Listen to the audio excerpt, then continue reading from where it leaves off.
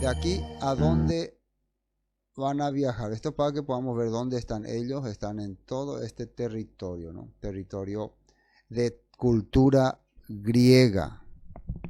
De cultura griega. Como les dije la pasada, no había no habían ciudadanos griegos, no había, pero sí había cultura griega. Se le llamaba helenos o helenista. Bueno, ahora ellos de Filipos se van hacia esta ciudad llamada Tesalónica. Y aquí van a acontecer cosas interesantes. Tesalónica es lo que tenemos como número 23. Tesalónica. Y es lo que vamos a ver, el alboroto en Tesalónica. Vamos a ver lo que sale. Acá está, alboroto en Tesalónica. Bueno, veamos lo que dice la escritura. Hechos 17. Hechos 17. Pasando por Anfípolis y Apolonia, llegaron a Tesalónica. Son poblados, ¿no? Pasaron nada más por ese lugar, donde había una sinagoga de los judíos. Algo muy interesante que cuando Pablo hace su viaje de evangelización, y fíjense ustedes, muy importante este punto, voy a asegurar no se van a predicar a personas inconversas. O sea, los que compartimos la palabra, ¿no? Los que hablamos de la Torá y de las escrituras, primeramente nosotros tenemos que compartir con las personas que tienen mismo nivel de conocimiento o misma perspectiva. Ese es el primer lugar donde vos te vas. Ahora, ¿con qué objetivo? Porque estas personas que están en la sinagoga son las beneficiarias de este mensaje. Son a las que el Todopoderoso te ha enviado. Aquellas personas que están pendientes de la Torá, de la Escritura, de los profetas, a eso el Todopoderoso te ha enviado. O sea, Yeshua envió a sus discípulos a las ovejas perdidas. Y las ovejas perdidas generalmente son las que están buscando, las que están llorando, clamando. Entonces primero te vas a aquellas personas que tienen un conocimiento de Torah para poder llevarles el mensaje. Es como si vos, la palabra apóstol o emisario era como embajador. Si vos sos un embajador de una tierra, de una nación, vos te vas por tus conciudadanos que por alguna razón abandonaron su país, dejaron su país y están viviendo en otra parte, y vos te vas para darle el mensaje de tu tierra, de tu nación. Y esto es muy interesante que podamos entender. No es que el mensaje va para los paganos, para los inconversos, para los que no entendían nada de la escritura. Primero para ellos. Luego, como dice el apóstol Pablo, ya que estos que a quienes se le envió la palabra no lo aceptan, no lo reciben, entonces ahí sí pasa a el siguiente grupo. Al grupo de los que no eran destinatarios, pero sí mostraban un cierto grado de interés. A nosotros nos interesa saber este punto. Nosotros queremos conocer sobre este punto. O sea, nosotros como predicadores no estamos obligados a ir a presionar ni a cargar a la gente con el mensaje de la Torah y la restauración. No es que vos te vas y te metes, nomás vengan acá, y empezar a gritar a la gente así como hacen algunos ahí por la calle, el Señor está cerca, ya viene, arrepentido. No es así, no es así. Uno tiene que, nosotros somos pescadores, no cazadores. ¿Qué quiere decir? Tenemos que llevar buen anzuelo. Y las personas tienen que querer venir a lo que estamos compartiendo. Y si no viene nadie, bueno, quiere decir que no tiene buena carnada o que ninguna de esas personas, el Todopoderoso quiere que venga. Fue lo que pasó cuando fue el apóstol Pablo, en donde Lidia. Él se fue, conversó con gente que tenía este conocimiento y entre ellos estuvo esa persona que tenía interés y se acercó a la palabra. Entonces, ¿dónde dice que llegaron primero? A la sinagoga de los judíos. A la sinagoga de los judíos. Ahí llegaron primero. Y Pablo, miren lo que dice acá, como acostumbraba, ¿cuál era la costumbre de Pablo? Ir a la sinagoga de los judíos. Fue a ellos y por 3 días de reposo discutió con ellos. Fíjense acá que dice días de reposo. ¿En qué día se reunían estas personas? En el día de Shabbat. Acá hay un asterisco que dice aquí equivale a sábado. Sí. En estos 3 días estuvo, ¿qué dice? Discutió. La palabra discutir no quiere decir que peleaban, ¿no? Simplemente que le argumentaba el tema que él venía a traer. Y vamos a ver de qué se trata, qué es el tema que él traía con ellos. ¿Y qué cosa, de qué se trataba la discusión? Y la discusión no es mala cuando se hace con respeto, con decencia y con orden.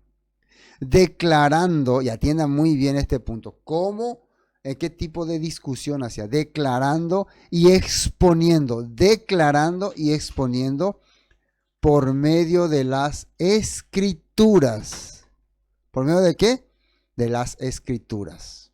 No por medio de tu filosofía, argumentaciones o visiones o revelaciones, aunque Pablo tenía muchas de estas cosas, él tenía muchas visiones, muchas revelaciones, pero si vos querés ponerle a alguien algo, no use tu exposición propia, expone con las escrituras, por lo menos como el Todopoderoso te los ha revelado y ¿cómo se dice? Con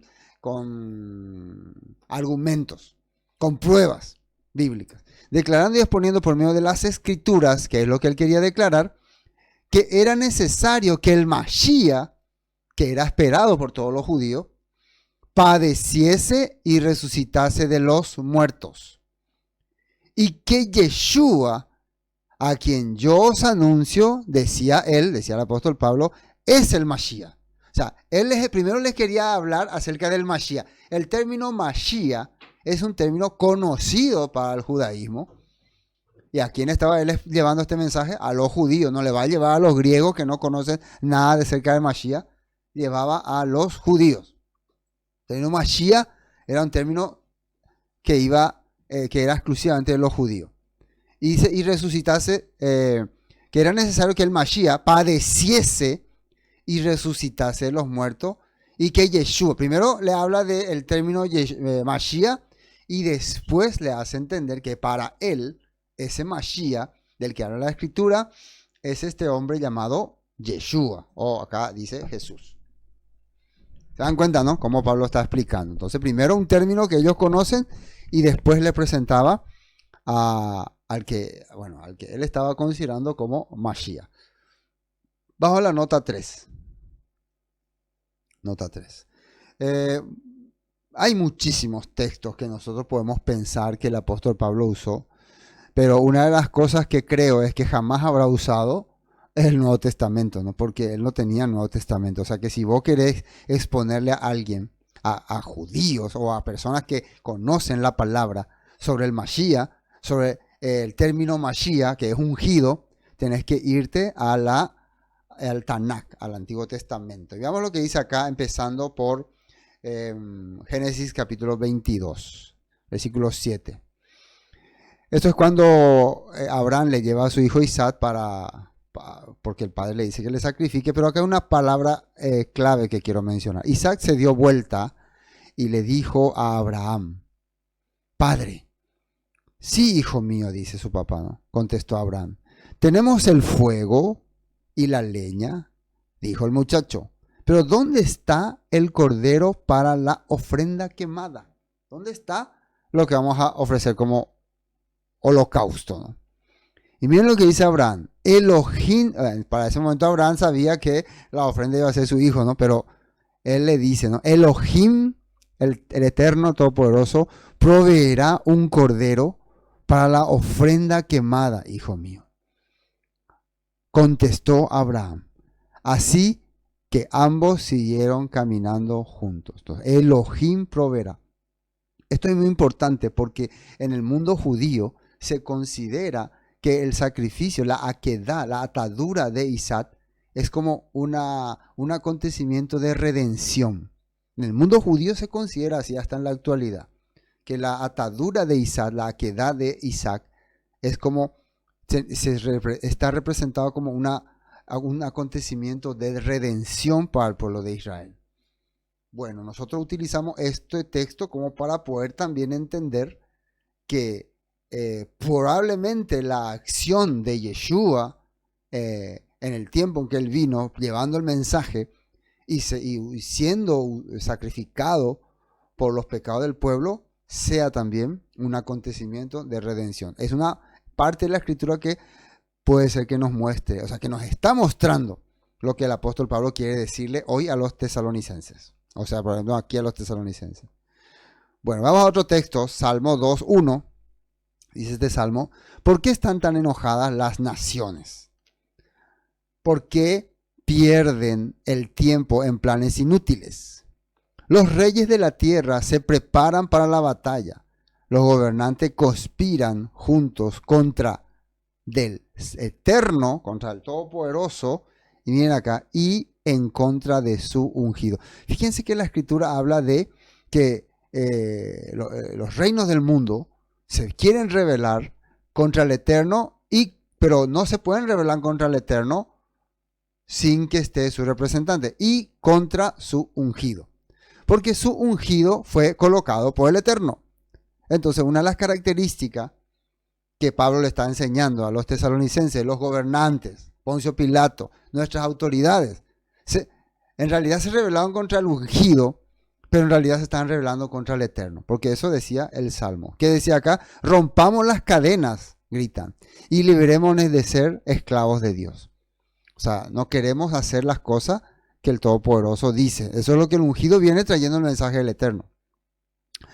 Son algunos textos que probablemente pudo haber sido usados por el apóstol Pablo. No digo que usó eso, pero hay tantos que veamos otros más. O sea, otro profeta que escribió, o sea, 6:1 dice: venid y volvamos a Yahweh, porque él arrebató y nos curará. Arrebató y nos curará. Hirió y nos vendará. Nos dará vida después de 2 días. En el tercer día nos resucitará y viviremos delante de él. Es un ejemplo de restauración. En el tiempo de Oseas, el Todopoderoso estaba hablando a través del profeta de que Israel iba a ser llevada, ¿no?, cautiva. Las tribus del norte iban a ser llevadas cautiva por Asiria. Iban a fracasar. Pero iba a venir un tiempo de redención, un tiempo de restauración. Y justamente, por lo menos en esta versión Reina Valera está usando: nos dará vida después de 2 días. En el tercer día nos resucitará. Una, se puede decir, palabra que se compara o se menciona con lo que aconteció con Yeshua, que él vino, nos habló la palabra de restauración, y 2 días estuvo en el sepulcro y al tercer día resucitó. Pero en pocas palabras, este texto se refiere a restauración, pero para tener en cuenta. Isaías 2:2: en los últimos días, el monte de la casa del Eterno será el más alto de todos, el lugar más importante de la tierra. Se levantará por encima de las demás colinas, y gente del mundo entero vendrá allí para adorar. Vendrá gente de muchas naciones y dirán: vengan, subamos al monte del Eterno, a la casa del Elohim de Jacob. Allí Él nos enseñará sus caminos y andaremos en sus sendas. Pues de Sión, que es Jerusalén, saldrá la enseñanza del Eterno, de Jerusalén saldrá la palabra. ¿Y se acuerdan que había dicho Yeshua a sus discípulos cuando él iba a ascender? Ustedes van a ser testigos en Jerusalén, en Judá, en Samaria y hasta lo último de la tierra. ¿Desde dónde iban a comenzar a llevar su mensaje de restauración?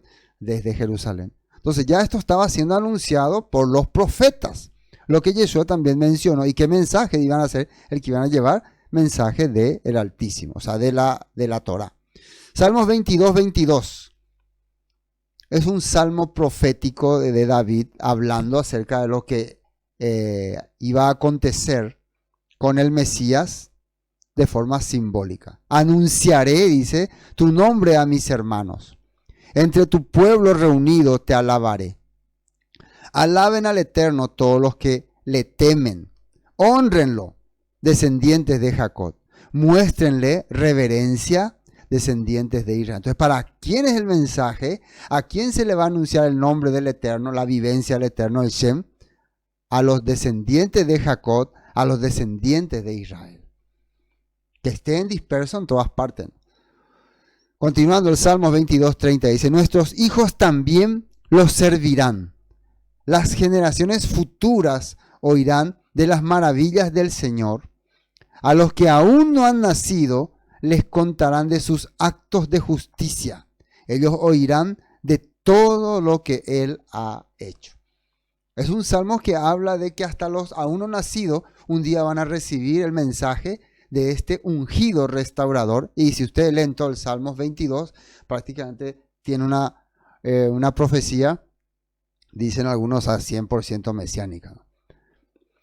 También el profeta, conocido como profeta Daniel 9:4, habló de esta profecía. 70 semanas está en Daniel 9:24, ¿no? 70 semanas están determinadas sobre tu pueblo y sobre tu santa ciudad para terminar la prevaricación y poner fin al pecado y expiar la iniquidad. Atienda bien lo que dice acá sobre la santa ciudad de Jerusalén. Esta palabra prevaricación significa abuso de poder. Abuso de poder que estaban teniendo las autoridades en tiempo de Yeshua. Y poner fin a la transgresión a la Torah, que es el pecado. Y expiar la iniquidad, quitar ese corazón inicuo de los hombres. ¿Y para qué? Para traer la justicia perdurable y sellar la visión y la profecía.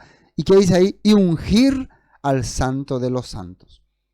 Es una fecha probable que algunos sacan el cálculo que si esto fue en tiempos de Daniel y se dice que Daniel vivió en tiempos de Nabucodonosor, en tiempos de la deportación a Babilonia, entonces el lapso de las 70 semanas, se cree que son 490 años, se cumpliría en los tiempos de Yeshua. Todos estos cálculos basándonos en que Daniel vivió en tiempos de Nabucodonosor, ¿no? Bueno, entonces está hablando de que esa época iba a ser ungido el santo el Kadosh de los Kadosh, el que iba a apartarse de la sociedad. Ungido quiere decir, iba a ser elegido, iba a ser nombrado como representante del Creador. Y miren lo que dice la Torah, Deuteronomio 18:18. Levantaré un profeta como tú, como Moisés, de entre tus hermanos israelitas. ¿De dónde va a levantar? De entre los israelitas. Va a ser un israelita. Pondré mis palabras en su boca y él dirá al pueblo todo lo que yo ordene. O sea, el Todopoderoso ya le había dicho a Moisés que iba a levantarse en los posteros tiempos uno semejante a Moisés, que iba a hablar también todas las palabras que el Eterno va a poner en su boca, las mismas palabras que Moisés habló, como tú, dicen. Bueno, hermanos, aquí quería compartirles lo que probablemente Pablo estaba hablando a los tesalonicenses con respecto al Mesías y haciéndoles ver que todas estas características expresadas en la Torah cuadraban con lo que Yeshua estaba, con la manifestación de Yeshua y con lo que ellos estaban haciendo. No es que vos tenías que creer en Yeshua para creer en Yeshua. Vos tenías que creer en Yeshua porque las palabras que el Todopoderoso manifestó en Yeshua son las palabras que los profetas, Moisés y muchos hombres de fe la habían estado anunciando. Entonces es en la palabra donde vos tenés que echar tu confianza y esa palabra te revela a Yeshua como el ungido. Amén. Bueno. Versículo 4. Y algunos de ellos, después de haber escuchado estas cosas, creyeron y se juntaron con Pablo y con Silas en la sinagoga. O sea, cuando vos te vas a compartir en un lugar, no vaya a pensar que todo el mundo te va a creer. Yo también cuando comparto con las personas, no todo el mundo me cree. Algunos no creen nada de lo que yo digo, ¿no? Algunos me dicen que soy un hereje, un farsante, un de todo. No hay problema. Si a Pablo no le podían creer todos, si a Yeshua le podían creer todos, mucho menos a mí. Mucho menos a mí. Tomar un poco de agua. Entonces, Pero algunos sí pueden. Ahora, ¿quiénes? Vamos a ver muy bien. Yo quiero que presten mucha atención. ¿Quiénes son los que pueden creer? ¿Y quiénes los que no pueden creer? Así que hoy ustedes se van a identificar. Ahora, yo no quiero decir que por no creerme a mí ustedes sean esta característica de persona, ¿no? Pero van a ver qué tipo de persona creen y qué tipo de persona no creen. Por eso, para que yo no crea algo, tengo que ser duro de corazón, y aún a veces trato de no serlo. Tengo que ser ingenuo, tengo que ser, puede ser tan ignorante, ¿no? Y sobre todo terco. Pero hay muchas cosas que me llaman la atención de las personas que dicen que creen y tienen esta característica. Por eso, veamos, simplemente veamos. Algunos de ellos creyeron y se juntaron con Pablo y con Silas. Y de los griegos piadosos, gran número, y mujeres nobles, no poca. Acá esta palabra parece que no expresa tanto, por eso yo busqué algunos significados más apropiados. Y fíjense lo que dice en la nota 4. Parece en nota 4. Nueva traducción viviente, por ejemplo, dice: algunos judíos que escuchaban fueron persuadidos y se unieron a Pablo. Acá sale la palabra persuadido. Se unieron a Pablo y a Silas, junto con muchos hombres griegos. ¿Quiénes son estos griegos? Dice acá, temerosos de Elohim. El término en la versión griega es Helen. La palabra griego es Helen, que son helenos. Y ya hablamos nosotros que los helenos muchas veces eran judíos, pero asimilados a la cultura griega.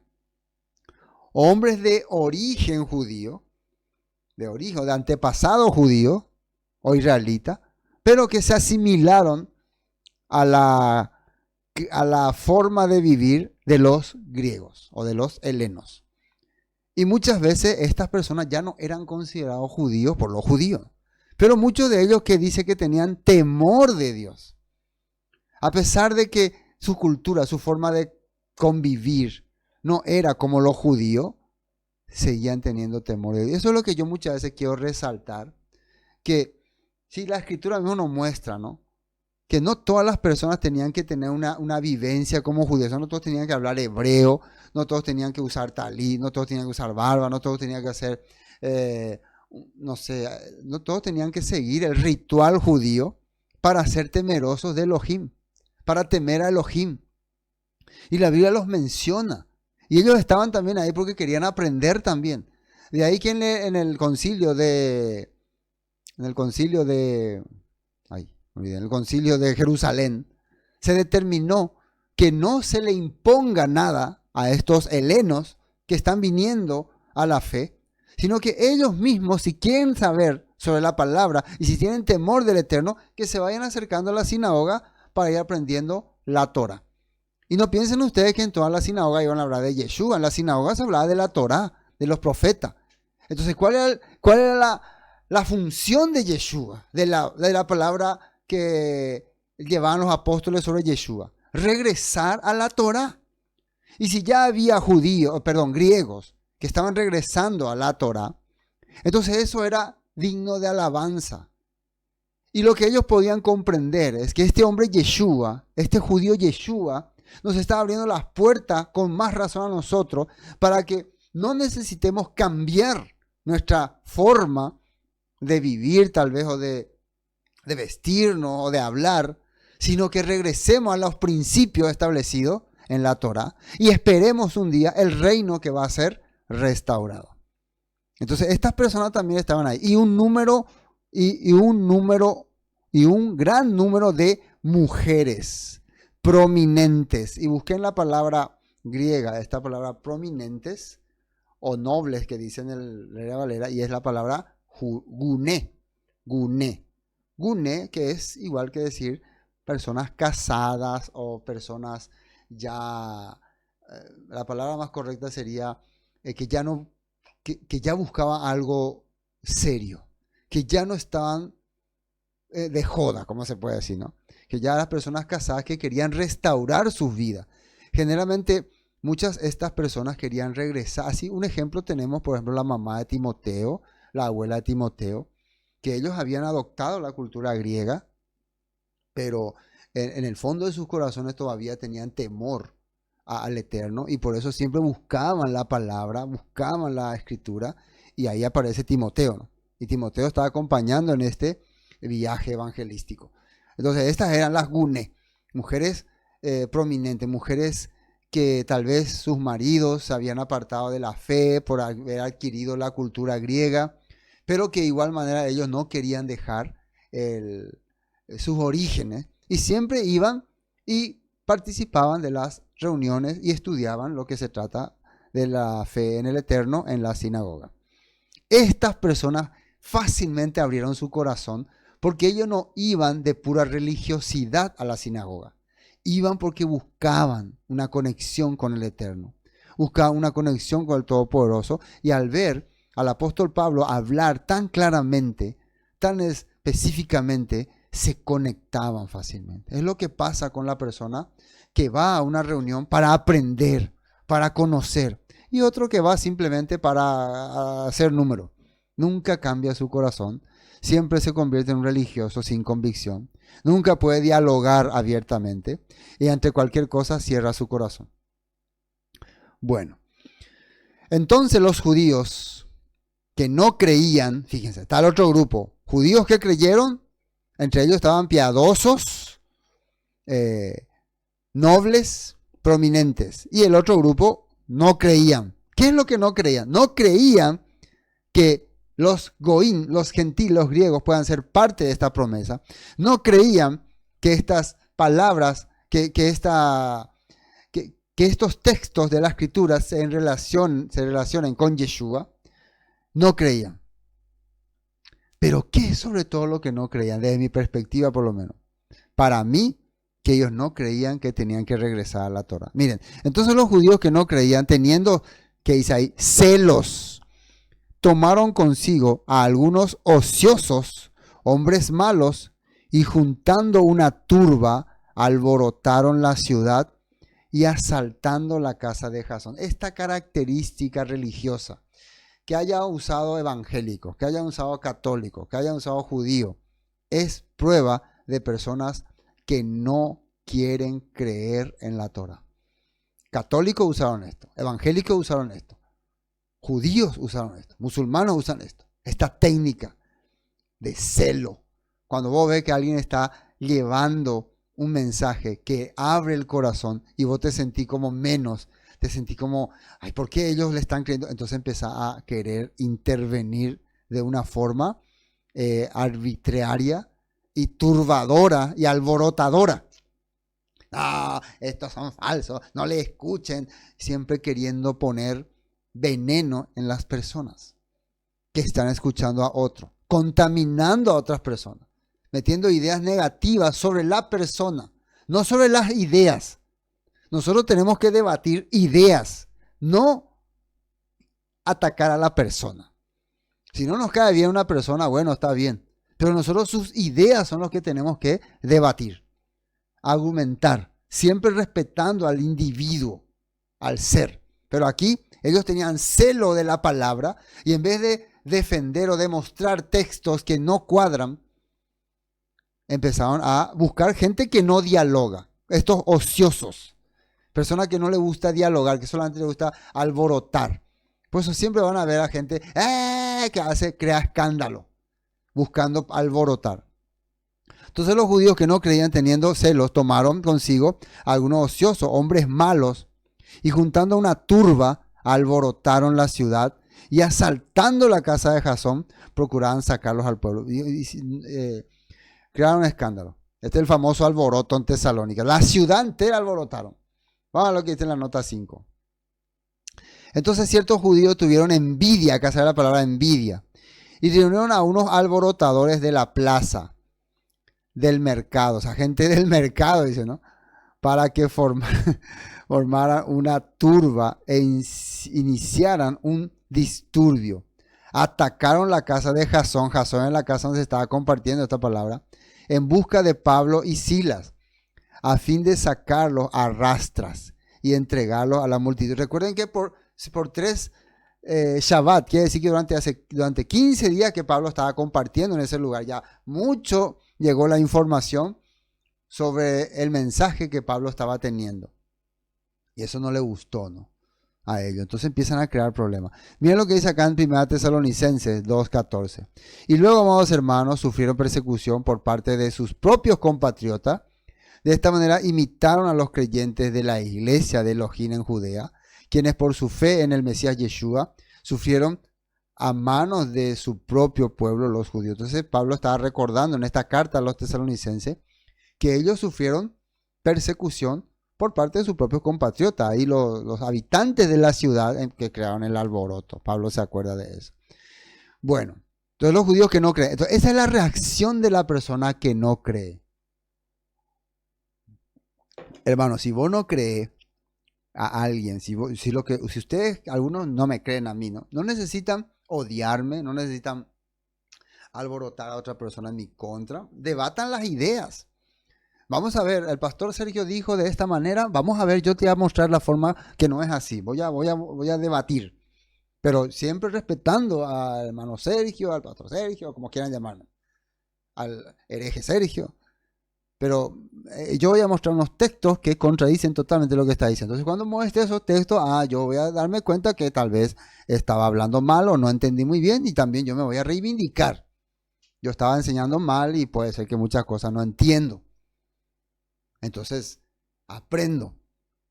El Eterno me dio esta oportunidad de compartir con ustedes, de hacer esta transmisión. Todos tienen la posibilidad de hacer esto. Y mi idea es compartir lo que el Padre como me revela. Pues no es que me revela, el pastor Sergio, háblales esto al pueblo. Me revela cuando estudio la Escritura. Me revela cuando leo los textos y yo quiero compartir. Y esa es mi tarea y mi misión. Pero puedo equivocarme como ser humano. Y ustedes, si entienden algo diferente, pueden compartir. Pero abran la mente. No cierren la mente. No se encierren en un punto. Bueno, donde me quedé, versículo 5. Entonces los judíos que no creían, hombres ociosos, juntando una turba a sacarlo del pueblo. Pero no hallándolos, trajeron, o sea, no le encontraron a Pablo y a Sila. Entonces trajeron a Jasón y a algunos hermanos ante las autoridades de la ciudad, gritando, estos que trastornan al mundo entero, también han venido a cambiar, trastornan al mundo entero. ¿Cuándo es que vos sentís que alguien te trastorna? Cuando está yendo en contra de tu sistema tradicional que vos siempre viviste y compartiste. Esto que nosotros compartimos muchas veces le trastorna a algunos creyentes tradicionales porque va yendo en contra de su perspectiva. Pero no está mal probar tu perspectiva de fe. A ver si por ahí no es así. Y si esa perspectiva te va a arruinar la vida, por ejemplo, si las cosas que yo comparto te va a arruinar, te va a hacer bandido, patotero, salvaje, entonces rechazarla nomás. Si la forma que vos crees que estás viviendo, creyendo en el Eterno, te hace ser una persona más espiritual, más fiel, más servidor, adelante. Ese es el tema. Yo no quiero compartir algo que arruine sus vidas, que le hagan carnales. Ahora, si ustedes creen que aprendiendo esto van a ser carnales, bueno, déjenlo, abandónenlo. Pero es la verdad lo que nos hará libre, dijo Yeshua. No la falsedad, no la hipocresía. La verdad nos hará libre. Entonces nosotros tenemos que irnos buscando la verdad. ¿Cuál es la verdad aunque no nos guste? A los cuales Jasón ha recibido y todos estos contravienen los decretos de César diciendo que hay otro rey, Yeshua. O sea, que acá ellos enfatizaron en que tenemos un solo rey que es César. César representa el sistema en ese momento, tanto para griegos, romanos y hasta judíos. Pero ahora viene otro, a que ellos dicen que es rey, este Yeshua, y quiere cambiar nuestro sistema y tenemos que ir en contra de ello, rebelarnos contra ello. Y alborotaron al pueblo y a las autoridades de la ciudad oyendo estas cosas. Pero obteniendo fianza de Jasón y de los demás, los soltaron. O sea que al final pagaron algo a las autoridades para que les suelten. Ahora, mientras, ¿qué pasó con Pablo y Silas? Fueron llevados hasta Berea. Y acá les quería mostrar ¿Dónde es esto? A ver, ahí tenemos el mapa. Ellos estaban primero en Filipos, ahí está Filipos, y de Filipos pasaban a Tesalónica, donde hubo el alboroto, el número 23, nos muestra ahí, Tesalónica. Y ahora, este número 24, van a pasar a Berea. Y este es un pueblo interesante. Hay una diferencia que la Biblia nos quiere mostrar entre los de Tesalónica y los de Berea. Y ahora vamos a ver. Inmediatamente los hermanos enviaron de noche a Pablo y a Silas hasta Berea. Y ellos, habiendo llegado, entraron nuevamente. ¿Dónde entraron? En la sinagoga de los judíos. Ahí nuevamente entraron. Y estos eran, ¿qué dice acá? Más nobles que los que estaban en Tesalónica. Los de la sinagoga, ya en completo, todos los habitantes, todos los miembros de la sinagoga eran más nobles. Y después les voy a explicar qué significa esta palabra, más nobles. Ahí marqué todo. Esta palabra, más noble que los que estaban en Tesalónica. Pues recibieron la palabra con toda solicitud. Miren lo que dice ahí. Escudriñando cada día, ¿qué cosa? Las escrituras. Escudriñando cada día, por lo visto, varios tiempos también compartió ahí, las escrituras, para ver si estas cosas que dice ahí eran así. Vamos a confirmar por las escrituras, no por lo que tu emoción, pero el Señor me reveló, pero yo cuando siento algo raro, no por eso.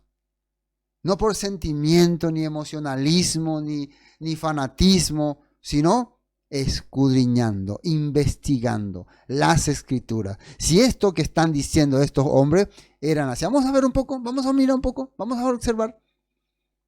Vamos a la nota 11. En otro traducción dice, los de Berea tenían una mentalidad más abierta. Y esto en la palabra griega es eugenes. ¿Qué quiere decir? Noble o de alto rango. O sea, eran personas más preparadas. ¿Y por qué eran más preparadas? Porque investigaban más. Y también más generoso, dice. Que los de Tesalónica. Aclaramos, no todos. Dentro de Tesalónica había personas también con esta característica, pero la diferencia era que en Berea todos eran así. En Tesalónica, lastimosamente, un grupo más pequeño. El resto era más atarantado, ¿no? Y dice, escucharon con entusiasmo el mensaje de Pablo día tras día. ¿Qué dice ahí? Examinaban las escrituras para ver si Pablo y Silas enseñaban la verdad. ¿Qué es lo que ellos querían saber? Si enseñaron. Hoy en día la persona no se quiere sentar contigo a examinar la escritura. Está guiada por su emocionalismo, por su sentimentalismo, por su fanatismo. Y bueno, y eso son lo que leía. Eso es parte del sistema. Ahora, fíjense lo que dice en Deuteronomio capítulo 4, para ver de dónde adquirieron esta mentalidad los habitantes de Berea. ¿Por qué podemos decir que eran más nobles? Miren Deuteronomio capítulo 4, 5. Mirad, yo os he enseñado estatutos y decretos como Yahweh mi Elohim me mandó, para que hagáis así en medio de la tierra, en la cual entráis para tomar posesión de ella. ¿Y qué hay que hacer? Guardadlos, pues, y ponerlos por obra. Guardarlos y ponerlos por obra, porque esta es vuestra sabiduría. Ahí también se usa la palabra nobleza. Y vuestra inteligencia, que quiere decir madurez, ante los ojos de los pueblos, los cuales oirán todos estos estatutos y dirán, ciertamente pueblo sabio y entendido. ¿Qué es lo que nosotros estamos diciendo de los de Berea? Que son un pueblo sabio y entendido porque ellos sí están pendientes de lo que dicen los estatutos de la Torah. Nación grande es esta, porque ¿qué nación grande hay que tenga a dioses tan cercanos a ellos como lo está Yahweh, vuestro Elohim? O sea, los pueblos van a decir, el Todopoderoso, o sea, los dioses de los judíos están con ellos. ¿Por qué van a decir eso? ¿Porque ellos están rindiendo culto a estatuas o porque ellos están hablando de visiones? No, porque ellos están comportándose de una manera sabia. Lo que la reina de Saba vio en Salomón y en su reino es que ellos tenían comportamiento de sabiduría. Hasta en las mesas, en la decoración, en las vestimentas de los siervos, todo la reina de Saba observó. Acá sí hay un Dios verdadero porque veo en el ambiente.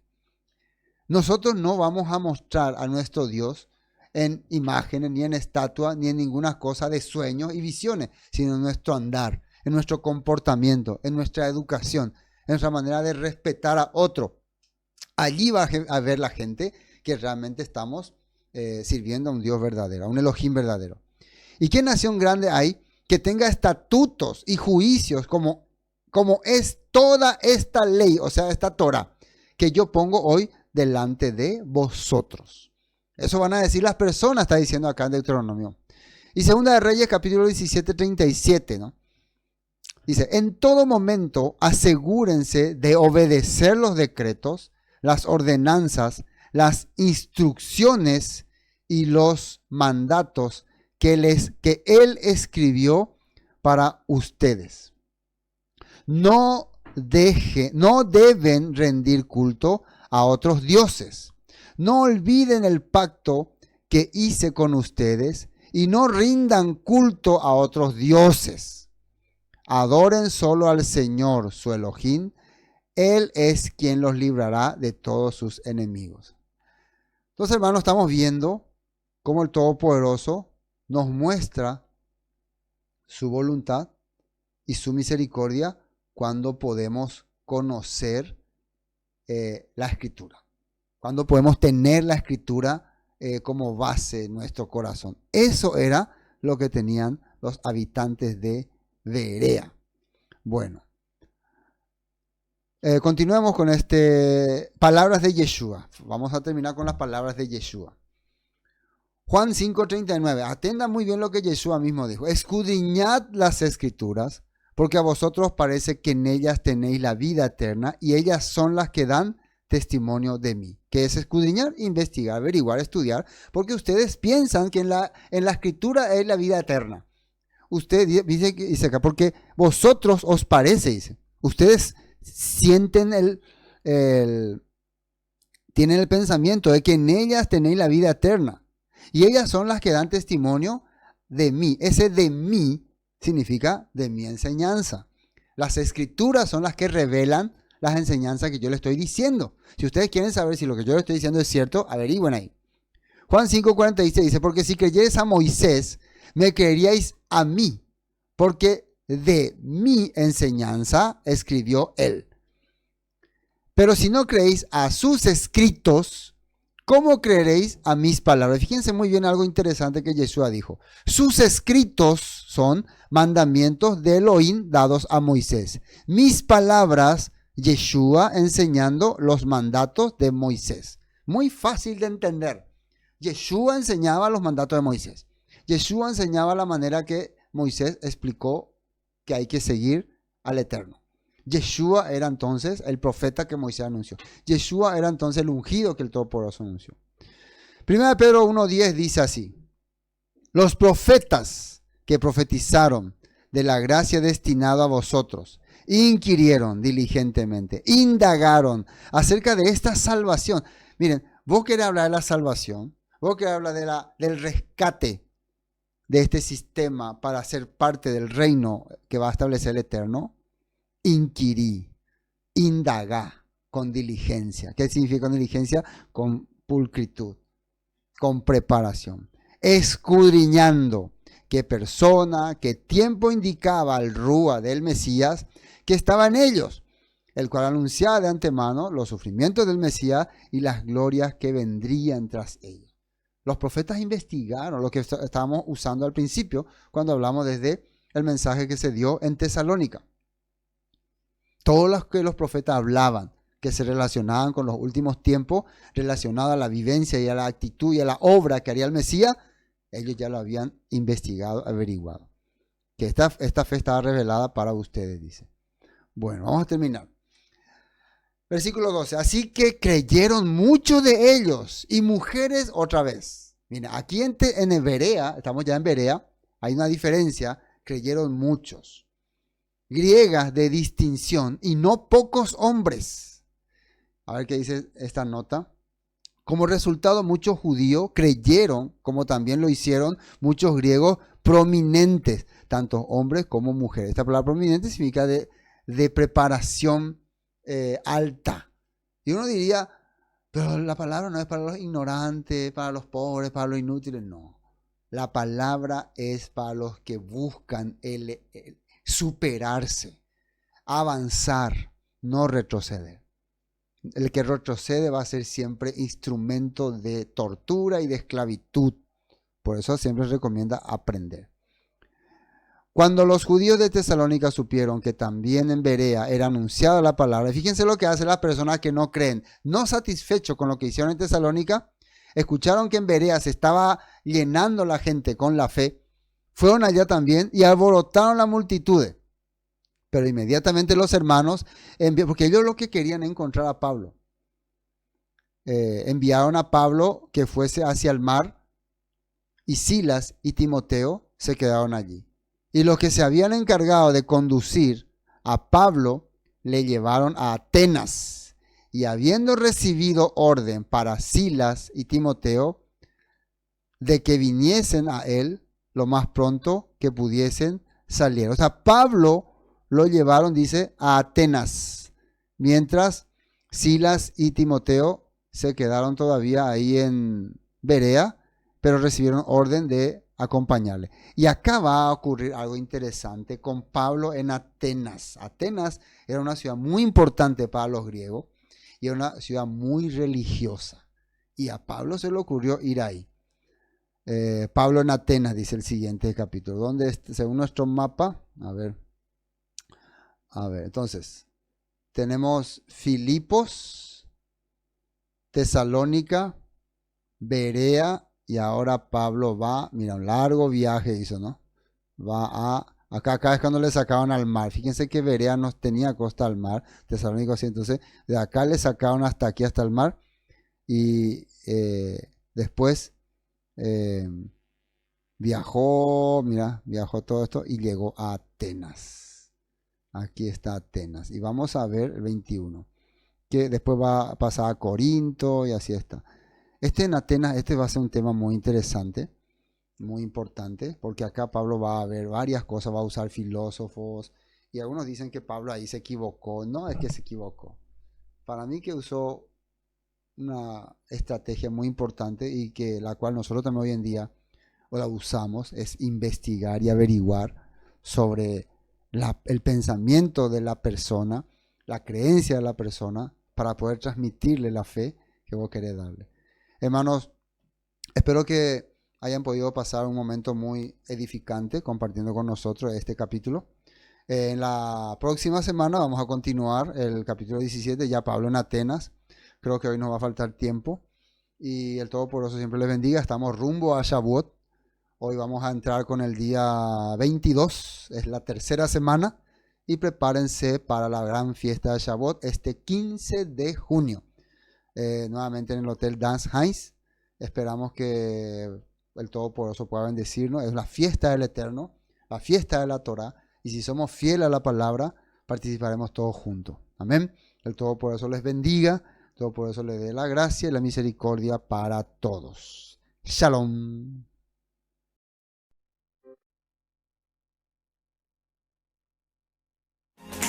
Ingresa a nuestro canal de YouTube y suscríbete.